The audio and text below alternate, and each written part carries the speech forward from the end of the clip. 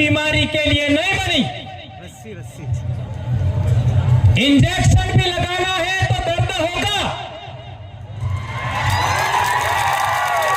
गोली भी खानी है तो कड़वी लगेगी, और मैं कड़वी ही बात बोलने के लिए जाना जाता हूं।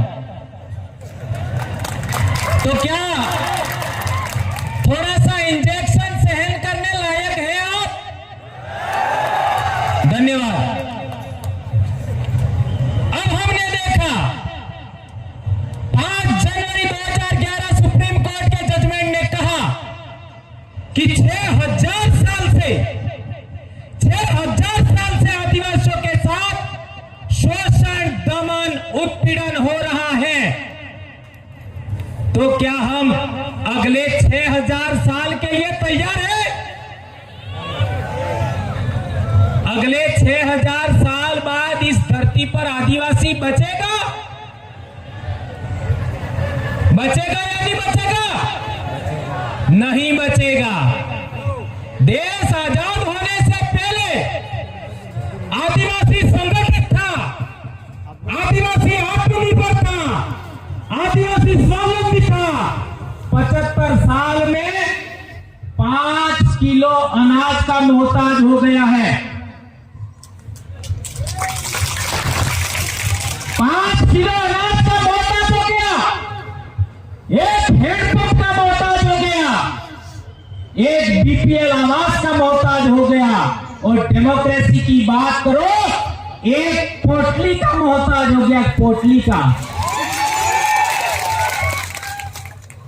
डेमोक्रेसी इस देश में रूल ऑफ लॉ है। यदि रूल ऑफ लॉ है तो सुप्रीम कोर्ट के जजमेंट लागू हुए होते।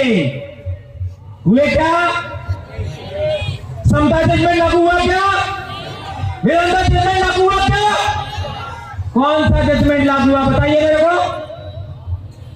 यदि इस देश में रूल ऑफ लॉ है तो हमारे सांसद, हमारे विधायकों को अपनी मर्जी से वहां बोलने का हक होता। क्या हक है? क्या वहां पर बोलते आदिवासी के अनुरूप? नहीं बोलते। आदिवासियों के संदर्भ में जितने कानून बने, कौन सा कानून लागू हुआ? आज SC ST एक्ट के विरोध में काम हो रहा है, कौन सा नेता बोला? कौन सा सामाजिक कार्यकर्ता बोला? क्या हो रहा है? मध्य प्रदेश, राजस्थान में अनाप शराब का एट्रोसिटी हुआ 2 साल में। अनाप शराब कौन बोला? कौन पॉलिटिकल लोग बोला? कौन सामाजिक कार्यकर्ता बोला? ये बात जानना समझना जरूरी है। अब लोकतंत्र के 4 पिलर माने जाते हैं। आज न्यायपालिका के ऊपर एक समाज का कब्जा है। एम आई राइट? ये गलत है? गलत है तो मैं बैठ जाऊंगा अभी। मीडिया हाउस पर दूसरा पिलर, मीडिया हाउस पर एक ही समाज का कब्जा है। जिसका न्यायपालिका में कब्जा है उसी का मीडिया हाउस पर कब्जा है। एम आई राइट? तीसरा कार्यपालिका, 79% कार्यपालिका पर एक ही समाज का आज की तारीख में कब्जा है। क्या ये बात गलत है, राइट है? चौथा बचा व्यवस्थापिका। तो आदिवासी ने निर्णय करके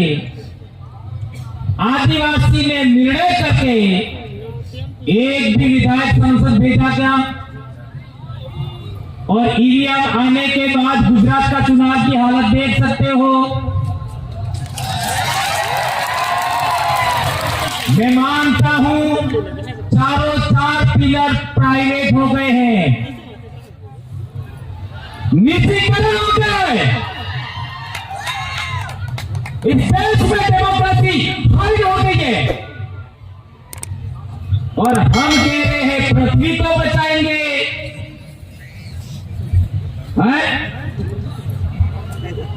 अरे भैया हम तो बच गए। इसका मतलब ये नहीं है कि ये जीवन मूल्य का कोई मोल नहीं है। ये जीवन मूल्य हमारी जान से प्यारा है कि पृथ्वी को बचाना चाहिए। ये पूरे जीव जगत का मसला है, इसको हम नकार नहीं सकते। उसको सर आंखों पर रखते हैं हम लोग। लेकिन इधर भी तो देख लीजिए, वो मुर्गी क्या कर रही है? क्या कर रही है मुर्गी? मुर्गी गुस्से में आई है कि नहीं आई है? तो आदिवासियों का गुस्सा कब आएगा?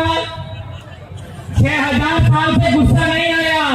पिछले 75 साल में सब कुछ खत्म हो गया, फिर भी गुस्सा नहीं आया। कब आएगा? और मैं गुस्से की भी बात नहीं करना चाहता, मैं बात करना चाहता हूं डेमोक्रेसी की। हमने प्रकृति का सिद्धांत देखा, प्रकृति प्रदत्त, ये मैं अपनी बात नहीं करता, प्रकृति प्रदत्त सिद्धांत देखा। क्या सिद्धांत देखा? एक सियार या कुत्ता भेड़ के बच्चे को खाने आता है तो भेड़ क्या करती है?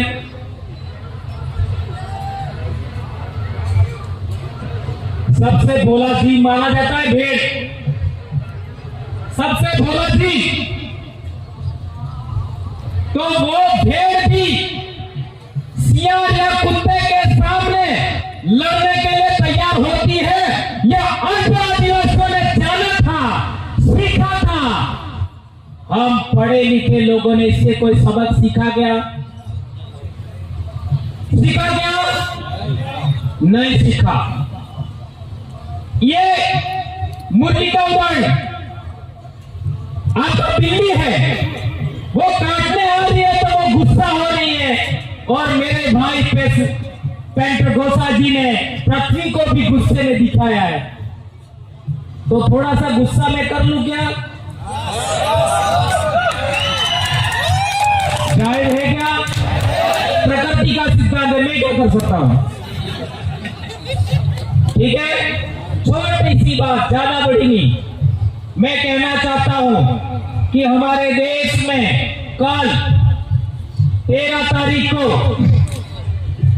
तिलका मांझी का शहादत दिवस था। तिलका मांझी ने जो आंदोलन लड़ा, क्या वो आंदोलन आदिवासी नेतृत्व में था या नॉन ट्राइबल के नेतृत्व में था? स्वतंत्र आंदोलन था, ट्राइबल के नेतृत्व में, तिलका मांझी के नेतृत्व में स्वतंत्र आंदोलन था। दूसरी बात, उसी के बाद में बिरसा मुंडा का आंदोलन हुआ, वो भी स्वतंत्र आदिवासी लीडर के नेतृत्व में आंदोलन था। सही है गलत है? इधर नायक आंदोलन देख लीजिए, पंचमहाल का, ये छोटा उदयपुर के पास में 1868 का, वो भी चोरिया परमेश्वर और रूप सिंह नायक के नेतृत्व में स्वतंत्र आंदोलन था। इधर भीमा नायक का आंदोलन देख लीजिए, वो आंदोलन भी आदिवासियों का स्वतंत्र था, किसी दूसरे के नेतृत्व में नहीं था। टंटिया भील का आंदोलन देख लीजिए, वो भी स्वतंत्र आंदोलन था। स्वतंत्र आदिवासियों के नेतृत्व में आंदोलन होने की वजह से हमको हक अधिकार मिले। हमारे राजस्थान की बात करो, यानी दाहोद से आगे की बात करो, तो 1881 में पहला आंदोलन फुले वापसी का हुआ था। वो आंदोलन हमारी सामाजिक लीडरशिप कमेटियों के नेतृत्व में, आदिवासियों के मुखियों के नेतृत्व में हुआ था, यानी वो भी आंदोलन लीडरलेस नहीं था। इसके बाद संत सुरमा खराड़ी का भगत आंदोलन हुआ, वो भी मैट कोट वालों के नेतृत्व में हुआ, वो भी लीडरलेस नहीं था। और इसके बाद मानगढ़ का आंदोलन, जिसको संत गोविंद गुरु महाराज का आंदोलन कहते हैं, उसमें भी 1,80,000 मैट कोट वालों का आंदोलन था। तब जाकर के हमको हक अधिकार मिले। अब मैं कहना चाहता हूं, मैं जिस गांव से आया हूं, वो संत गोविंद गुरु महाराज का ही गांव है। मेरे ही गांव में 6 साल तक गोविंद गुरु को रोटियां खिलाई और वो आंदोलन शुरू हुआ था 1881 में। याद रखिए 1881 में हमारे भक्तों का संगठन था। और कांग्रेस कब बनी? ये इंजेक्शन है 1885 में। तो आदिवासियों की लीडरशिप है वो सीनियर है और कांग्रेस जूनियर है। आदिवासियों की लीडरशिप सीनियर है, कांग्रेस जूनियर है। और देश में आदिवासियों की स्वतंत्र लीडरशिप का सबसे पहले कांग्रेसीकरण हुआ। इंजेक्शन नंबर 1 और इसी कांग्रेसीकरण से संघीकरण हुआ नंबर 2 इंजेक्शन और इसी संघीकरण से भाजपाईकरण हुआ नंबर 3 इंजेक्शन। और आदिवासी नेता बनने लगे, लीडर नहीं रहे। और नेता भी कैसे? जो दूसरे सेलेक्ट करते हैं और आदिवासियों को थोप देते हैं, लो तुम्हारा नेता। 75 साल से हम लोग आज तक हमारा एमएलए कौन बनेगा, एमपी कौन बनेगा, उसका निर्णय लेने लायक नहीं बने। इस देश में सबसे लायक कोई कौम है, आदिवासी है। इस देश के अंदर सभी वनस्पति में क्या खाने लायक है, क्या खाने लायक नहीं है, उसका ज्ञान भी आदिवासी ने सबको दिया। दवाइयों के मामले में हम देखते हैं तो कौन सी वनस्पति से कौन सी दवाई बनती है, इसका ज्ञान सबसे ज्यादा आदिवासी को है। और आदिवासी अहिंसक कौम है। आज भी इस देश के निर्माण में सड़कें देख लीजिए, आपका डैम देख लीजिए, सबके निर्माण में आदिवासियों का रोल है। मैं सवाल पूछना चाहता हूं, केवड़िया क्यों नहीं बचा पाए? हंसदेव क्यों नहीं बचा पाए? पारसनाथ में क्या हो रहा है? आपका ये कॉरिडोर बन रहा है, क्या हो रहा है? ये बुलेट ट्रेन हो रही है, क्या हो रहा है? देख लीजिए, ये निवेश क्षेत्र के नाम पर रतलाम में क्या हो रहा है, रतनमाल में क्या हो रहा है, हमारे कांकरी डुंगरी में क्या हुआ, कार्तिक बिल के साथ क्या हुआ है? मध्य प्रदेश में हमारी बेटियों के साथ क्या हुआ, क्या होगा?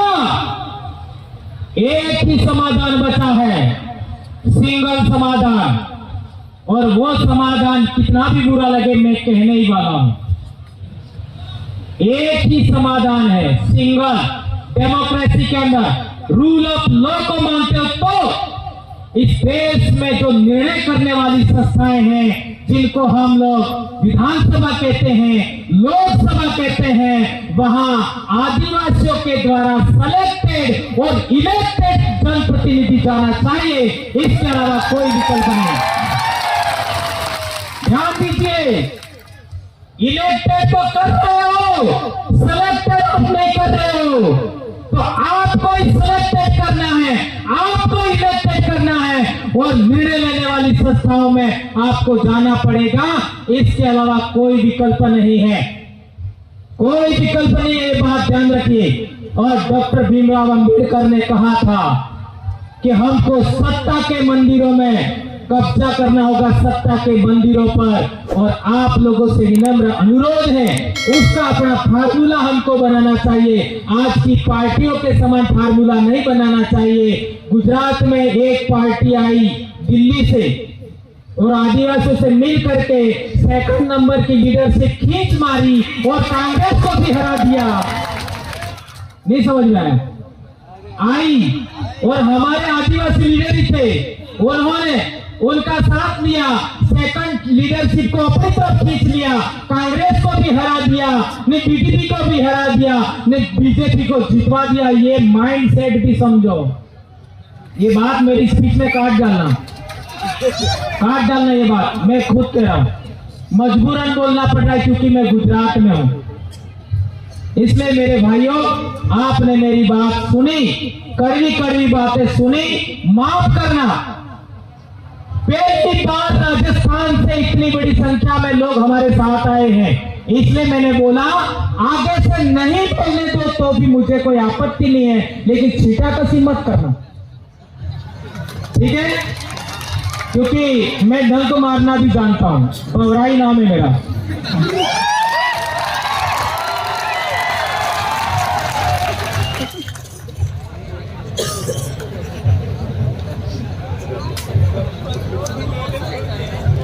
जोहार, बहुत बहुत शुक्रिया आप भवनलाल जी परमार का।